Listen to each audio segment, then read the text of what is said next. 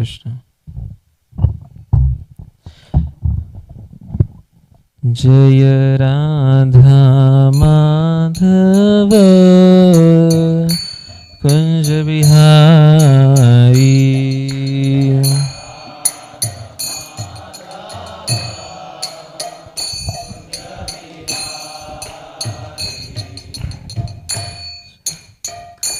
जय राधा माधव कुंज बिहारी।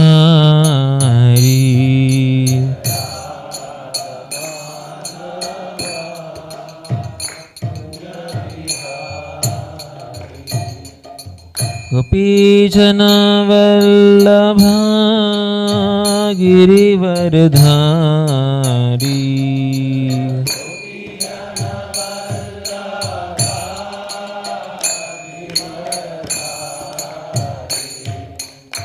गोपीजन वल्लभा गिरिवरधारी।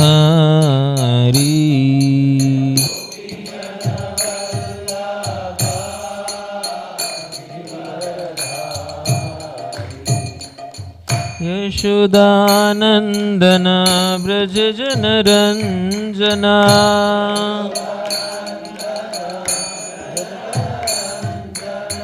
यशोदानंदन ब्रज जनरंजना। यमुना तीरावनचारी।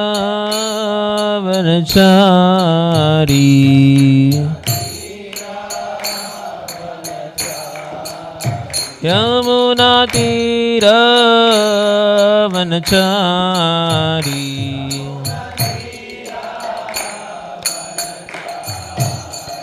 जय राधा माधव कुंज बिहारी।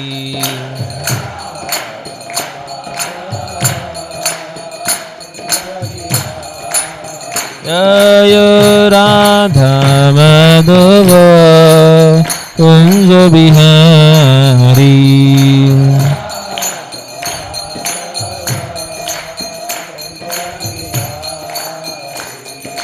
गोपीजन वल्लभ गिरिवरधारी।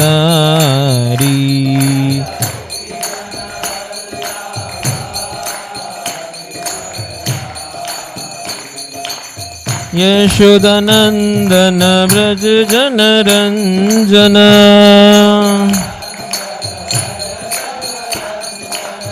यशोदानंदन ब्रज जनरंजना। यमुना तीरावनचारी।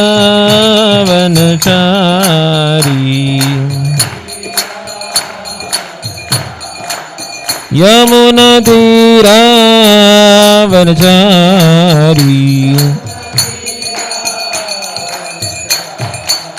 जय राधा माधव कुंज बिहारी।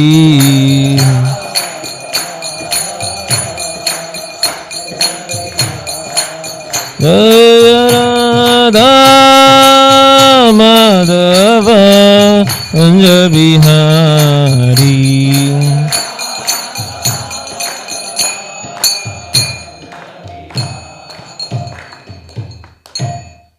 जय श्री श्री राधा कृष्ण जी भगवान की।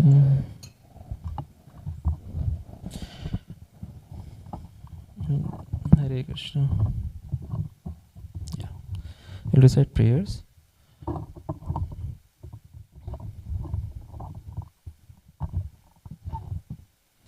ॐ अज्ञानतिमिरन्धस्य ज्ञानाञ्जनशलाखया चक्षुरुन्मिलितं येन तस्मै श्रीगुरवे नमः। श्रीचैतन्यमनोभीष्टं स्थापितं येन भूतले स्वयं रूपः कदा मह्यं ददाति स्वपदान्तिकम्। वन्देऽहं श्रीगुरो श्रीदुतापदकमलं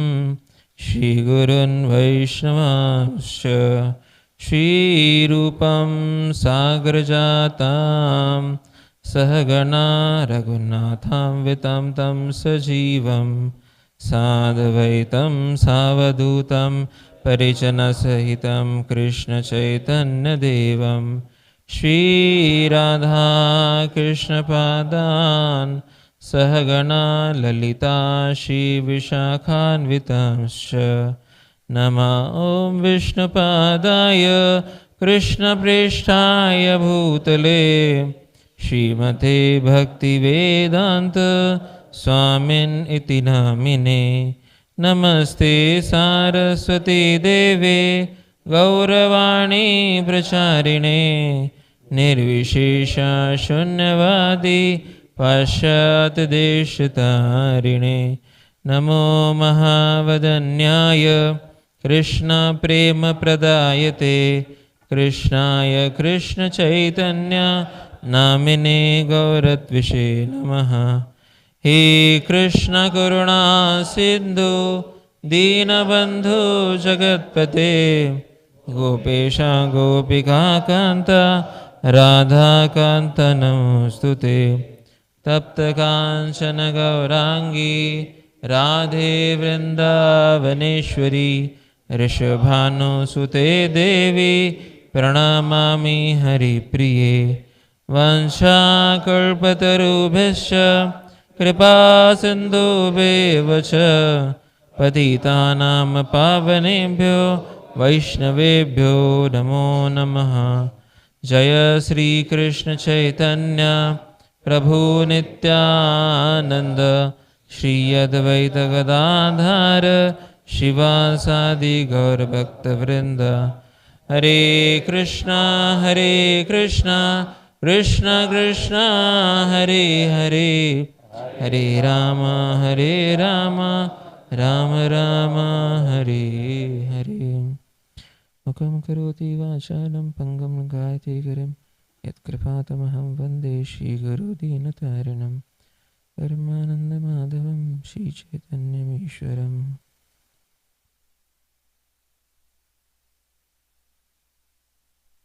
Hare Krishna. So, welcome all of you for this today evening's discussion on Sunday feast which we have here at the holy abode of Shri Radha Kalchandji. It's my great good fortune to be amongst all of you and discuss something about their glories, and I pray to all of you kindly bless me, allow me to serve in a way that I can glorify their lordships, and it should be meant for all of your pleasure, all devotees' pleasure, and for my own purification. So I am from ISKCON Thane. I have been serving there since the time the temple opened last year. Before that, I have kept on moving to temples Pune and Chapati and GV based on as per the instructions that came up, and also I have been coming to Dallas for last 3 years to serve. But this is the first time I'm here to give a Sunday feast talk. I had given a Sunday morning class once, but it is so nice to be at back in this temple all the times whenever we see the beautiful deity. I think, I'm not sure if I'm wrong, but I think Shri Radha Kalchandji is the oldest deity in our International Society for Krishna Consciousness. There is all the other deities that we have, that's kind of installed by Srila Prabhupada. Of course, this one also. But then Shri Radha Kalchandji was there for 500 years, right, straight from Vrindavan. It's so amazing to, be at their holy abode and glorify them. So when I was told to give this talk, I was told that it will be good if I talk about these 4 stages with which people approach the Lord. Various people approach the Lord with various motives. And when people come here in general, they will kind of bow down and will ask some prayers. Some people will come because their elderly people in their home have told them you should keep going. Some people come because they are fearful if they will be um, you know deported out of the country because of the many things that goes on. So people come with various reasons, but all these reasons can be categorized into 4 categories, and that is what we will discuss today: ascending from fear to love. Ascending from fear to love. So there are various ways of approaching the ultimate supreme. So the devotees have my many teachers whom I kind of follow. So one of them is His Grace Chaitanya Charan Prabhu. So he puts it in 3 options. One is exclusivism, one is inclusivism, one is pluralism. So I was telling this to the students in the retreat last week. So exclusivism, inclusivism, and pluralism.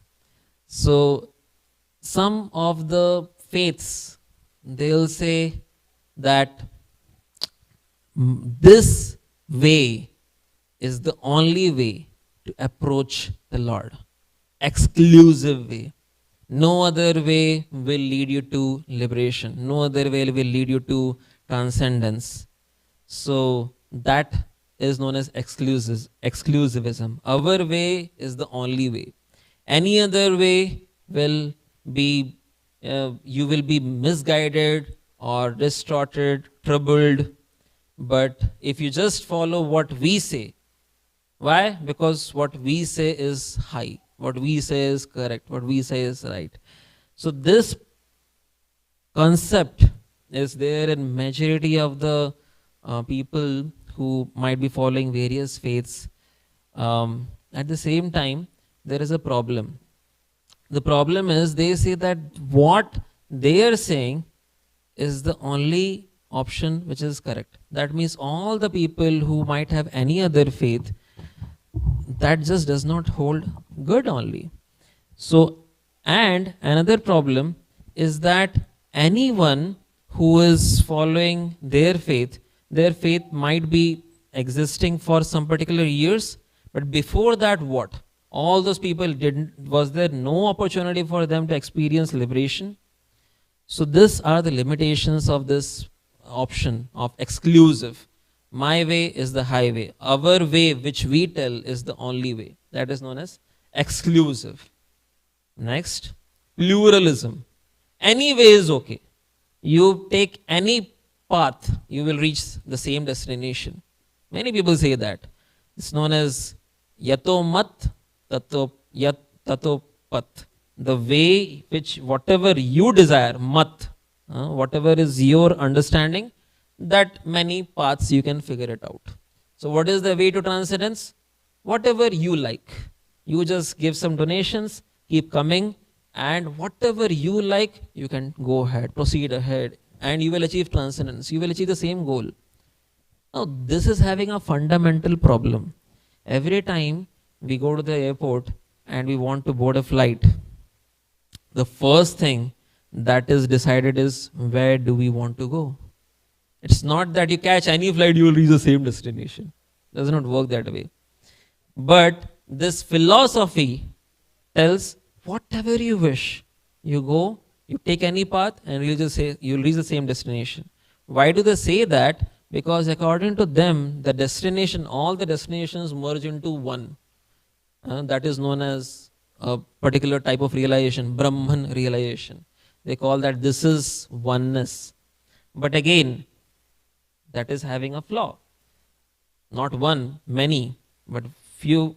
The one which we can understand here is that it is limited and it is having a basic misunderstanding. What is that? that not every path can lead to the same destination. In our regular understanding also we find that it is not possible, and same thing in the spiritual realm also it applies. So it this implies not that any path that we take will reach the same destination. So what is the proper understanding? Is this the proper understanding that whatever path I am showing is the only option? No. Any path you take, will you reach the same destination? No. So the third option is inclusivism. Inclusivism means that there are, the destination is one, ultimate truth, ultimate final destination is one, and to reach there, that might be many other processes, and they may not take one to the highest destination, but they are taking somewhere higher. So it's like if I'm going from here to New York on by road, and in between there will be some cities like St. Louis and something higher further, if Philadelphia on the way, and DC also.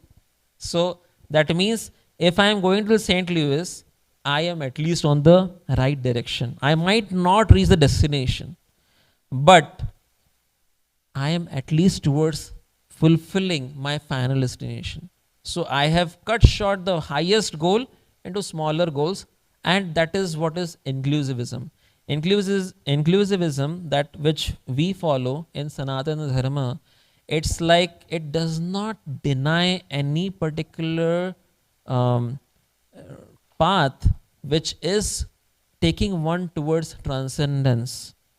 It says that various paths could be there, but it's no guarantee that it is reaching to the same destination. And that's why it's inclusive. Every other paths can be included in this procedure. And thus, it also shows the way to achieve the highest destination. If you want to go somewhere intermittent, there are various options. But if you want to go to the highest destination, here is the option. The Sanatana Dharma that's the reason, is all the time inclusive. That means any kind of people, that's why the place where Sanatana Dharma is practiced, any community or any faiths can peacefully coexist. It's not that anyone who does not practice this particular path is wrong and should be troubled, or any kind of problems should be given to them. No. Sanatana Dharma is something that can coexist with many other dharmas as well. Dharma, again, kind of religion or whatever, faiths, you can say. So keeping this as the background or as the setting the scene, we can see that there are 4 levels of understanding the absolute truth. Number 1, 4 reasons, you can also say, why people come. Krishna says about that in the Bhagavad Gita. But to see it from this viewpoint, you can also appreciate that why do people come to the Lord? What are the various reasons? One of the reasons is fear. If you don't do it, if you don't follow, if you don't accept, if you don't obey, then you will be punished. So because of that fear, people come and they submit, they surrender, they donate, they contribute, they assist, they volunteer. Out of what? If I don't do, then there will be problems in my life. Is that very nice? That is nice. Because it is at least people are God-fearing. They will not commit sinful activities. They will at least be coming to one step further. Although it is not the highest, there could be more reasons for approaching God, better reasons for approaching God than fear.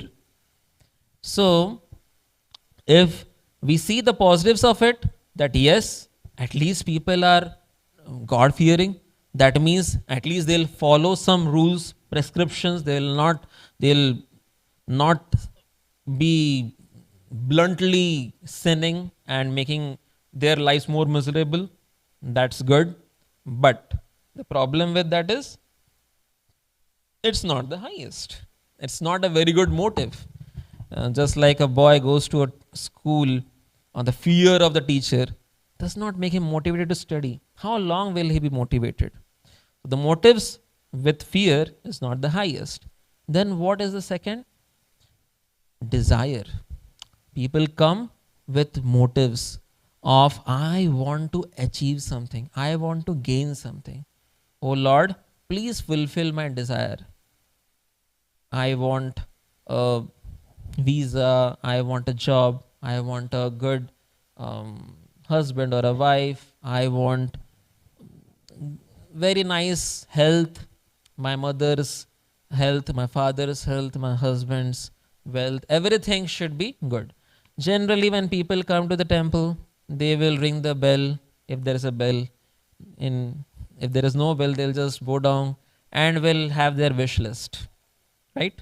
Wish list. So sometimes we also, I mean, I don't know if we have waiters here in the Western world. We have, but in way back in India and the country where I stay, there are lots of small and big hotels, restaurants, and there we have waiters. So you kind of call the waiter and give him an order, place an order. And to the degree this person brings our order quickly, to that degree you keep going to that restaurant again and again.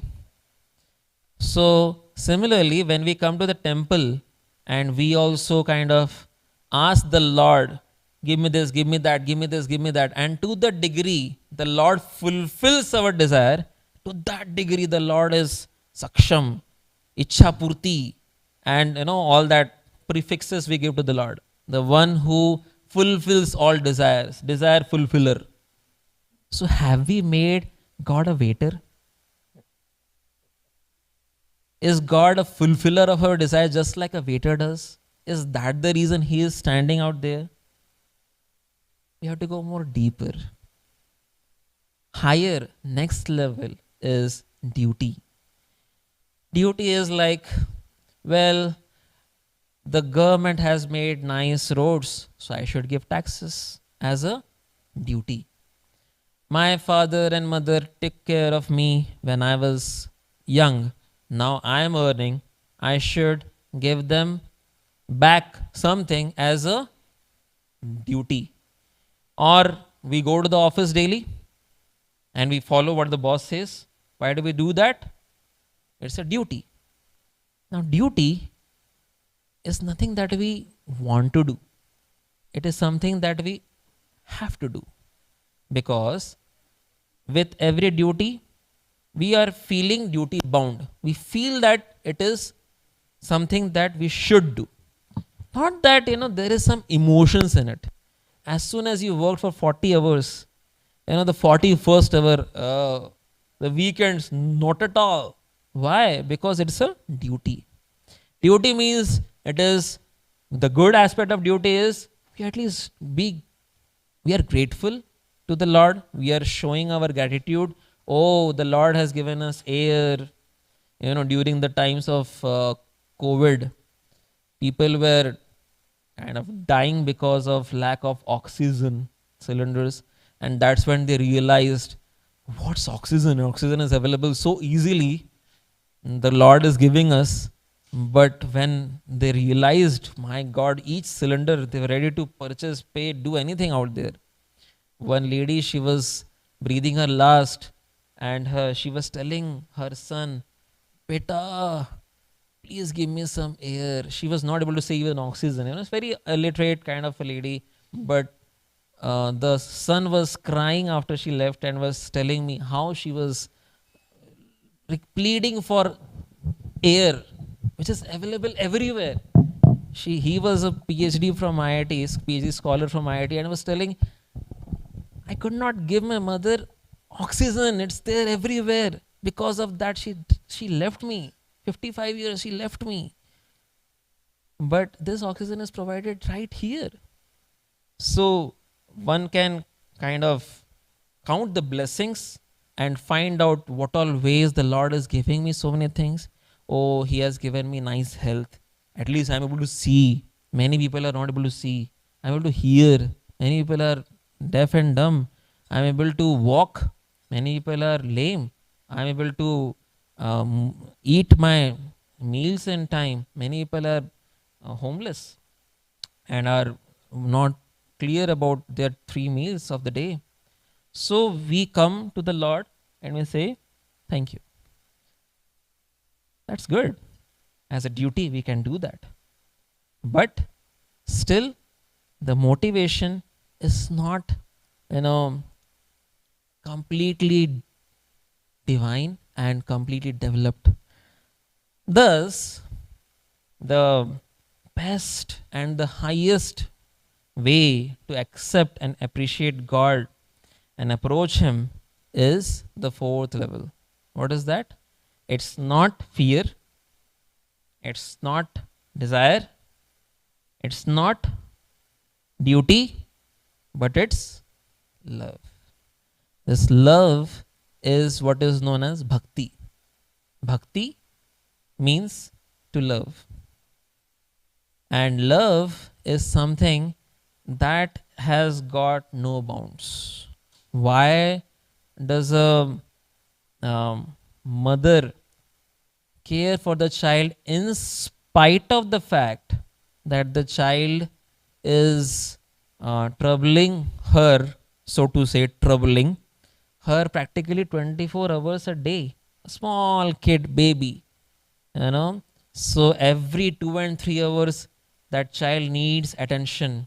And the mother, although the whole day she has worked and it's so troublesome, still at night, when it is 2 a.m., when the child cries, the mother, with her heavy laden eyes, still wakes up and still takes care of the baby. Why? There is no other reason other than love. To love, now as soon as people hear the word love, they think it's that's which they keep hearing in the Hollywood and the Bollywood, where the young boy and the young girl, they meet together, exchange some sidelong glances, then exchange some talks, and after that, they sing songs. That's not what we are talking of. Love is very divine. Bhakti, as I told, it means love. And to love means to serve. To serve means to sacrifice. So, whenever there is sacrifice, that without any motives, that is to be amounted to love. So, when we are talking about love, that is completely pure, completely divine. And what follows is we will see some examples from the Srimad Bhagavatam, from Chaitanya Charitamrita, where we can see that how there is love in the life of devotees. So we can see there are many instances where people are approaching the Lord with various motives. But we see the life of Prahlad Maharaj, where he, small child, who is having no backup, he is in a place, he is a very small 5 years old boy, but he is convinced about his love towards the Lord. How much love he is having towards the Lord, which has been given to him by his spiritual master, that he heard within the womb of his mother, that even he is ready to face all the problems and torments of his father, who was troubling him like anything. And that's what, as we discussed, to love means to serve, and to serve means to sacrifice. So this Prahlad, little Prahlad, he was asked by his father, Peta, what have you learned in your school? Now, if you ask anyone, he can tell mathematics. Prahlad could also have told maths, science, commerce, whatever in school, class 5th, ABCD, or 1 cross 1 equals to 1, 1 cross 2 equals to 2. But he told his father, out of love of the Lord and concern towards his father, because of that, he told him that, my dear father, please, uh, you are, although the best of the demons, which was a good thing for him. It was a good compliment. He took it as a compliment, Hiranyakashipu. If we say someone, you are best of the demons, then what was that? But for Hiranyakashipu, who was the best of the demons, Asura Varya, so he took it as a good compliment. Yeah, go ahead, go ahead. And he told that, my dear father, please do not get entangled in this material life. Please, vanam gatoyam harim ashrayeta. Please go to a beautiful land known as Vrindavan and take shelter of Hari, Ashraya. How can one say this until there is deep convictions that is coming out of love, coming out of devotion, coming out of bhakti? He was not wanting to commit suicide, coming in front of Hiranyakashipu and telling this, but he was convinced that he has to speak the truth because he is convinced about it. This is a sign of love. Now, when we say sometimes a person, as I was telling you, to love means to serve, and to serve means to sacrifice. So, this has to be a little bit elaborated. So, sometimes we may say that, I love you, I love you. All people keep on saying that. But what is the proof of that is when that emotion of love transforms into an action of service, an expression of sacrifice. Then only this love stands tall through the ups and downs of life, and time will test it through, right? Generally, when people are telling all that, but let us say there is a husband and a wife, and the husband has to catch a morning flight and go to the office somewhere far, and if the wife is telling, I love you, and the husband is going, so that might not be able, she might not be actually able to express her love. But better than that, we can see, like, when the child is going early in the morning, even to the school, elementary school, or mid what do you call here, middle school, then also early in the morning, the mother will do something. She will cook something very nice and will pack and give. Why? She may not say daily, beta I love you, beta I love you, but she will express it through her actions. This means love. So it is not that just by repeating these words that we express our love, but by expressing through our service and sacrifice, we express the love. So we can see how in the life of Prahlad Maharaj, he did not mind going through tribulations, but he was really concerned that he should not betray the Lord. He should not speak something or do something because of which the Lord will be not put in the position that he deserves. So what he did, he spoke the truth. Hiranyakashipu was enraged. To him whom everyone follows, this little boy has revolted by speaking these words. How dare he do that? Even the sun god, the moon god, the rain god, everyone is simply following whatever is he saying. Even he does not have to say, just an expression is sufficient. But here comes a kid and he is speaking that. So Hiranyakashipu is enraged and he troubles Prahlad Maharaj like anything. But Prahlad Maharaj does not lose his calm. He does not lose his commitment. He does not lose his love. Because the love that one has towards the Lord has to go through the test of time. And what it went through. I mean, think about ways someone can kill someone. All of those ways were put forward in front of this little boy.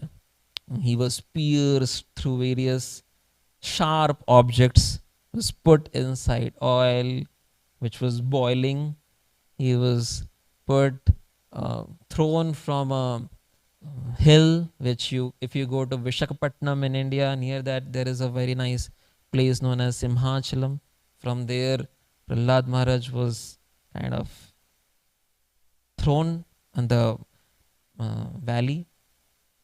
He was put in front of the elephants for them to trample upon. He was given poison. He was put inside fire. He was put in a place where there were snakes. None of that could kill. At a point of time when he was being thrown, the Lord was thinking, let this Prahlad ask for my help. And the Lord waited. He did not appear. And Prahlad is not bothered. He is wondering, I love the Lord. If the Lord wants to protect me, who dare kill me? And if the Lord wants to kill me, who is having the capacity to protect me? Rakhe Krishna, Mare Krishna, Rakhe ke. So he was least bothered about his protection of the body. He was bothered about the protection of the consciousness. Prahlad Maharaj teaches us Vishnu Smaranam. There are various processes, Shravanam, Kirtanam, Vishnu Smaranam. So Prahlad Maharaj is the Acharya, is the trainer for us in the process of remembering the Lord on and on. So when he kept remembering, the Lord was waiting, well, let him pray. At least when he comes close to the ground at the speed, acceleration of 9.8, meter per second square, he might pray, but Prahlad didn't. The Lord ultimately wondered, no, I have to catch him now, otherwise his body will splatter to the ground. So he came up and he caught him. So the Lord is always interested to simply, this he says in Bhagavatam, in the section where there is Ambrish Maharaj is in love with the Lord and he does not bother. Another example, Ambrish Maharaj is in love with the Lord and he does not bother about death. He has been cursed by a sage for a small little discrepancy, and because of that, this Ambrish Maharaj is not at all praying, any kind of prayers to the Lord. He is simply standing, no matter what happen. But when the demon was going to kill him, which was produced by Durvasa Muni, I'm not going to do this story and details, but basically he did not do anything, but Durvasa Muni took that as an offense, a little discrepancy. He took that as an offense and he was extremely angry, as he is known to be, and out of anger he pulled out a portion of his hairs, threw it in the ground, and lo and behold came up a mega demon, just meant to kill Ambrish. For what? Little discrepancy, which is a technical detail. So now Ambrish Maharaj was always devoted to the Lord. Every aspect of his consciousness was meant and existing simply to serve the Lord, simply to remember the Lord, simply to please the Lord. And that is the reason the Lord had got his chakra, his disc, for protection of Ambrish. And as soon as this demon came to attack Ambrish Maharaj, this chakra or the disc, it immediately pierced the head of this demon and started chasing. And behind this, Ambrish was doing nothing. He was simply folding his hands and praying, remembering the Lord. Let now, if death is coming, let it come. I don't mind. Because he was just in love with the Lord. This is known as transcendence. You are aloof from the onslaughts of this material world when one is in divine love with the Lord. And when all this was happening, um, now the one who was needing protection was Durvasa, and he was running. He ran to every planet, nook and corner, started praying to Indra, Chandra, Brahma, Shiva. They were saying, we can't help you. He went to Vaikuntha, Loka, and there Lord Vishnu was there, who is having all the powers. The chakra belongs to him. But he told, well, I'm sorry, I can't help you. And there he says something amazing. He says, the the pinnacle of love commitment. So, when someone says to someone else, I love you, he can't guarantee you love me. Right? But Lord Vishnu says that. And not only that, he says, I stay in your heart and you stay in my heart. Someone can say, you stay in my heart, you are in my heart. People may speak that. But can someone claim that he only and only he or she stays in the other person's heart? This is known as love.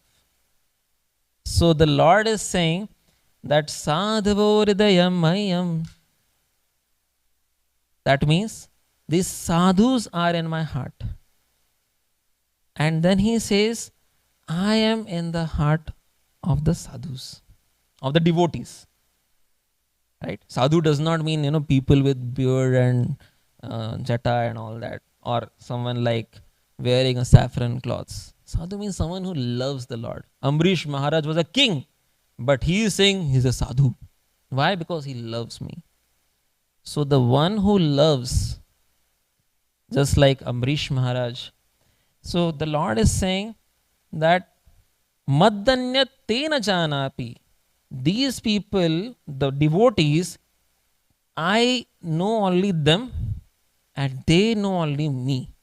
I love only them and they love only me. What a commitment is that? Revolutionary love statement. No one can speak that. No one dare can speak that. Everyone is like, well, I am loving that person, and what that person thinks about me, that person knows. Right? Who can guarantee that? But here the Lord is guaranteeing, I love my devotees, the devotees love me, I am in their heart and they are in my heart. No other options given up. What a love statement is that? This is love, this is devotion. And Jagannath Rath Yatra is coming up. So one little pastime of Lord Jagannath also. Once there was one very poor Brahmana. Not Brahmana also, very simple person. His name was Bandhu Mohanty. And he was so poor, but he was very, very Brahmana only, but very, very simple, humble, poor, downtrodden, wretched, just like Sudama. You might have known Sudama. So this Brahmana, and that time, during those times, there was a very big famine that had come in the land of Odisha, where Utkal Desh, where there is very less, output of this soil. So then not many people were able to give charity, and because of that, the people who are dependent on charity, just like the Brahmanas, they were very, very poor. And thus he had got one son, two daughters, and a wife to take care of, but all of them were starving. So the wife was like, we should do something. And Bandhu Mohanty told, yes, I am having a friend.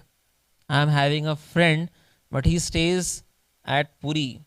So we will go to Puri and we will ask him. So he will surely give us, lots of uh, at least food and riches. So we will be peaceful after that. Because everyone else could not give. At least that friend is a very rich person. Even during these bad times, he can give. So the wife insisted, seeing the very hungry children, and also she was feeling bad about his husband who was also sleeping hungry, her husband who was sleeping hungry. So she told, let us go. So all five of them started walking all the way. There was no options other than walking all the way towards Jagannath Puri. And by the time they reached, it was quite late. And then, he reached and he saw big, you know, security guards standing outside of the main gate. And he was wondering, now if I go, I may not be allowed. It is late night. So then he went to the southern gate where the rice, which is known as peja, it is known as the starch of the rice that is thrown. So that is having some starch, right? So then he thought that, feeling so hungry and so tired after the journey, that all the children started crying. They're saying, Papa, Father, if we don't eat something, it's paining too much. Please give us at least something. And the wife told, let us go to your friend's place. But then he told, okay, wait. But when he went and saw all the security guards, he told, well, if we go now, then it's too late and he's already got some appointments. He's already meeting some people. So he might not appreciate. He's a big man. We'll go tomorrow. For now, let us drink this water. So he collected some broken pots, which every day they offer to Lord Jagannath, and pots, lots of foodstuffs. So he was not having anything to purchase anything. So he just took some pots, which was broken clay pots, and he went and collected some of that peja and then offered it to the children. At least they had got something to, have something in their stomach. So they fell asleep. They were very tired. And wife also took some of that. She fell asleep. And with tears in his eyes and lots of prayers, this Bandhu Mohanty prayed to that Kaliya, they call in Chakadola, because his eyes are like, because it was, he was from a situation that he could not enter at that time. So he saw Patita Pavana, the Lord who is outside of the main gate, Simhadwara. So that's also Jagannath ji only, but he is giving darshan to the people who are not so elevated, so that or might not be so ready for accepting the darshan. So then Jagannath ji was giving darshan. So he was praying to the Lord, oh Lord, you are the master of everyone. You are having everything. My family is starving and dying. So please kindly deliver them by giving some mercy. So, and with that, he also drank some of that pecha, that starched water, and he also was very tired. So he also lied down there. Now it was night. So they offered nice bhoga to the Lord, and the Lord, he honored all of that, and they put the Lord to sleep. Like after 8:30 p.m., the pujaris will put the Lord to sleep, to take rest. So, but how can the Lord take rest when his devotee is starving? So then the Lord made arrangements. He took all that golden plate, and with all the prasad, Mahaprasad, which was offered to him, he took all that and took the form of a Brahmana, an old Brahmana, and called, Bandhu Mohanty, where is he? So he kind of woke up, and then he told, here the Lord has sent some things for you. Actually he told, this is some Mahaprasad which is offered to the Lord. It is available. You can take it. Now he was really hungry. He thanked the Brahmana. He had got nothing to offer. He just thanked him with a smile, and the Brahmana immediately left. He was like visibly in a hurry. And then he woke up all the children and the wife and told, see, I told you, my friend, and he has sent it, because he did not want to, he understood this is mercy of Lord only. So there was a big plate and so much of prasad. So they ate with full satisfaction. And with that satisfaction, the Lord was satisfied because his Lord's devotee. And then the Lord also took rest. They also took rest. But then he saw such a big golden plate. So he thought someone can steal it up. So then he bound it with a cloth and he lied down. Now it was morning. The pujaris came and there was no plate which was supposed to be there.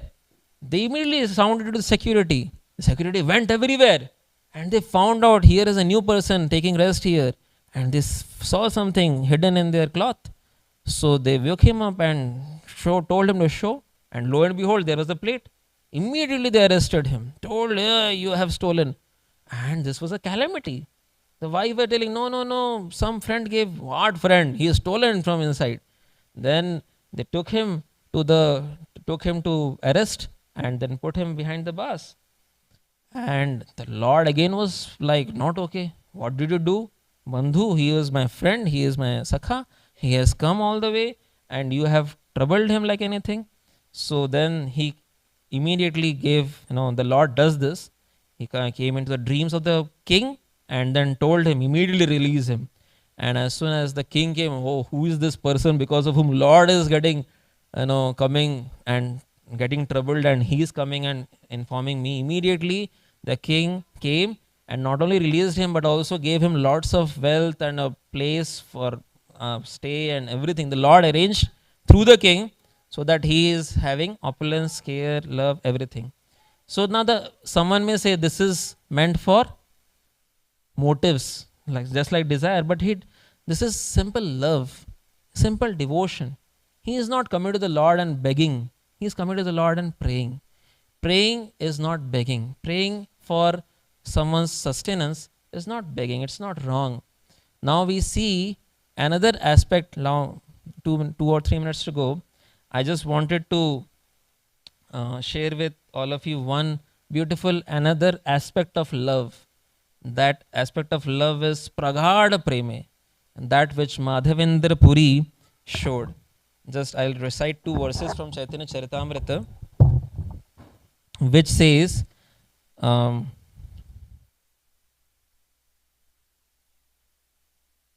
Praghada Premera Vaishnav Swabhava Achar Nicha Dukha Vignadira Nakara Vichar.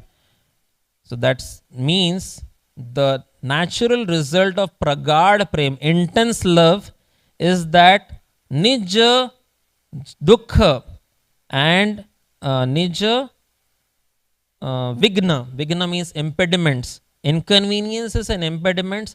Na karahe vichar. One does not put any consideration to that.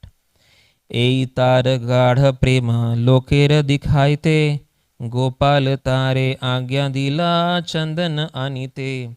So there was one old person whose name was Madhavendra Puri.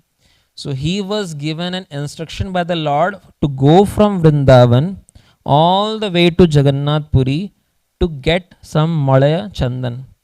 And he went. He could have given this task to someone else, but he did not delegate it. He himself walked through with lots of endeavors, lots of efforts to just fulfill the desire of the Lord. And in spite of such old age, he did not give up. He went through all the calamities, all the problems, just to fulfill the desire of Gopal. And why did Gopal give him the desire? The Gopal means Sri Gopalji. Why did he give him the desire? Because he wanted to show to the world how great a devotee he is. So, Agya Dila Chandana Anite, the Lord gave him the order that go and get Chandan so that the world can see the deep love that he is having. And then, Bahu Parishramik Chandana Remuna Nila Ananda Badhila Mane Dukha Naganila.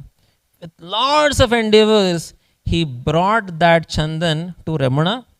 And when he was doing all this, Ananda Badhila Mane, the whole consciousness was filled with bliss, dukh na ganila. He is not counting, oh, so much of problems, so much of issues. He was not wailing, crying, mourning.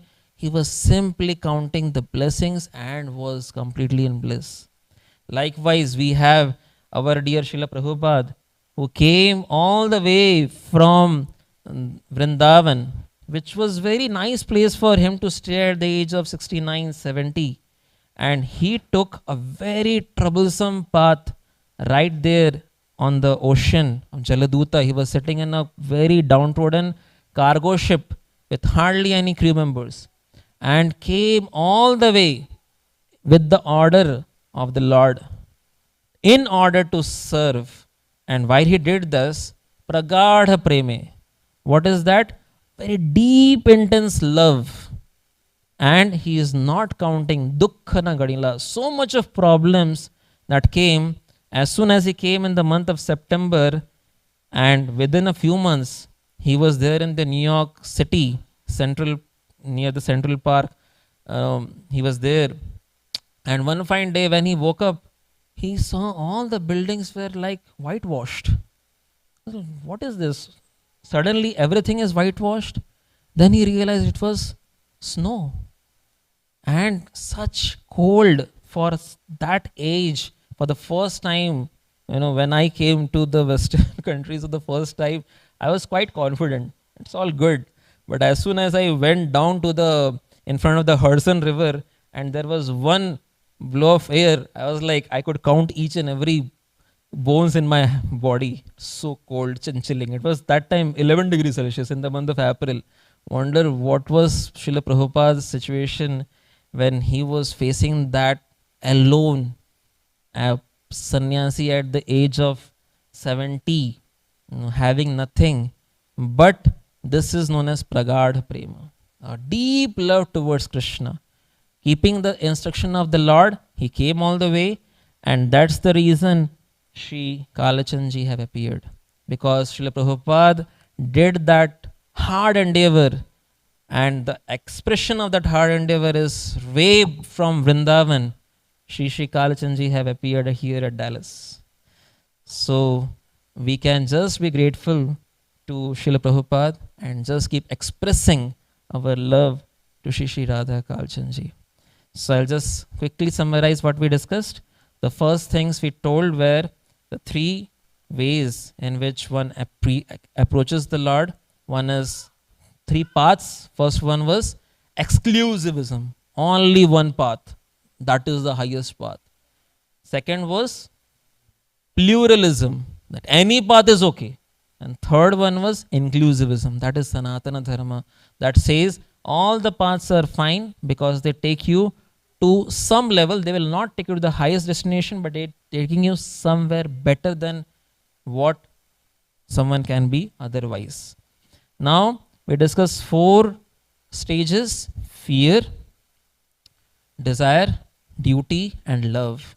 Fear, we approach the Lord, fear, if I don't do it, Lord will trouble me. Out of fear, someone may do. God fearing people. Second, desire, I want something, that's why I go.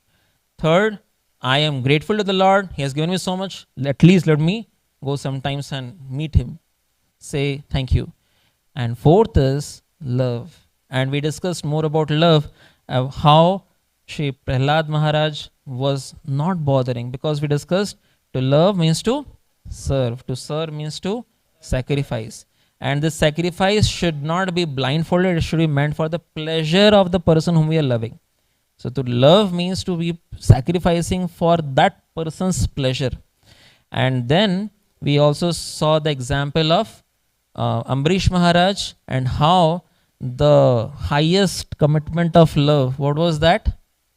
That Lord says, my devotees love me and I love my devotees, and I am their heart, they are in my heart. This no one can say. There are certain things that Lord can only say. Like He spoke in the Bhagavad Gita 7 chapter 1st verse, that somewhere else in the Bhagavad Gita He says that what I'm saying, after hearing this, there is nothing remaining to be heard. And this is 9th chapter He says. Now who can say this? Any professor can say that? It's not possible. Any teacher can say that. Whatever I'm going to teach, after this, nothing is remaining. This only the Lord can say. So similarly, the Lord is saying, He is in my heart, I am in their heart. And then we understood the example of Madhavendra Puri. We saw the example of Bandhu Mohanty, and ultimately our dear Srila Prabhupada, who also expressed his love and devotion not just by sitting and chanting at Vrindavan, but by coming out and preaching to every nook and corner. And thus, if we also wish to express our love to the Lord, let us also take out our conscious efforts and time to reach out to as many people as possible and give Him the same love that we can also experience. I thank you so much for giving your kind attention. Hare Krishna.